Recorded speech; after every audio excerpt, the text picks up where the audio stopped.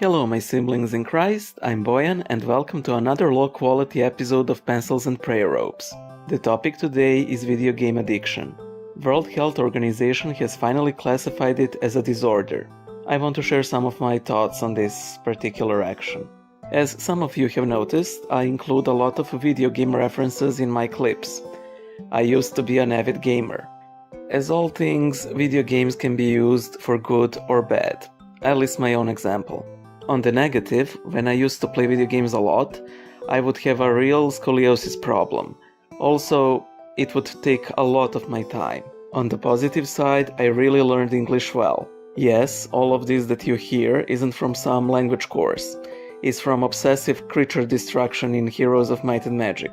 Video games can be a great fun and a great way to unwind, but also they can take precedence over anything else we do in our lives. Regarding the World Health Organization, there are essentially two camps.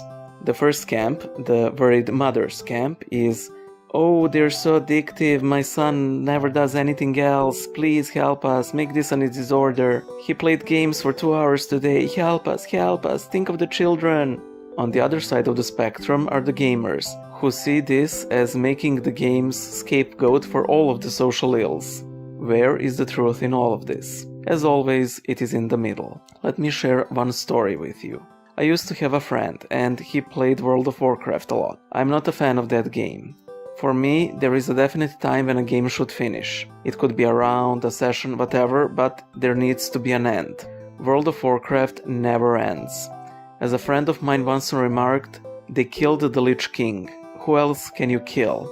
Well, there's always some dragon made of lava or something. They can always put up a new villain, and it can go on forever and ever. The problem with online gaming, of course, is that it is perpetual. It never ends, and the more players are engaged, the more profits the producers make. That is an issue. Let me go back to that friend of mine. I called, essentially, World of Warcraft a need drug. He took great offense at this, and he didn't want to be my friend anymore. Now, of course, a lot of people don't take such drastic actions. But there is a problem if you want to sacrifice a real-life friendship for the sake of a video game. Some basic discernment is at hand. Do you play video games too much? Can you use your time more productively? I was never an extremist. I'm not the kind that would go, "Oh, stop playing video games, you could pray so much." That's great if you can. A lot of people can't. The best advice I saw regarding video games, as with any leisure activity, is do them once you finished all of your daily chores and obligations. Here we hear the echo of what the church has always taught. Pleasure is addictive. There should be a limit to it.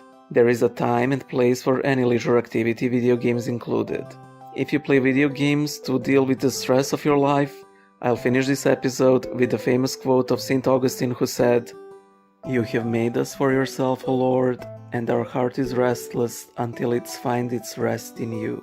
Recently, I've been thinking of making a FAQ episode, so if you guys want me to answer any questions regarding the Bible Illustrated or Christian life in general, leave a question in the comments, and if there are enough questions, I just make a separate episode out of that.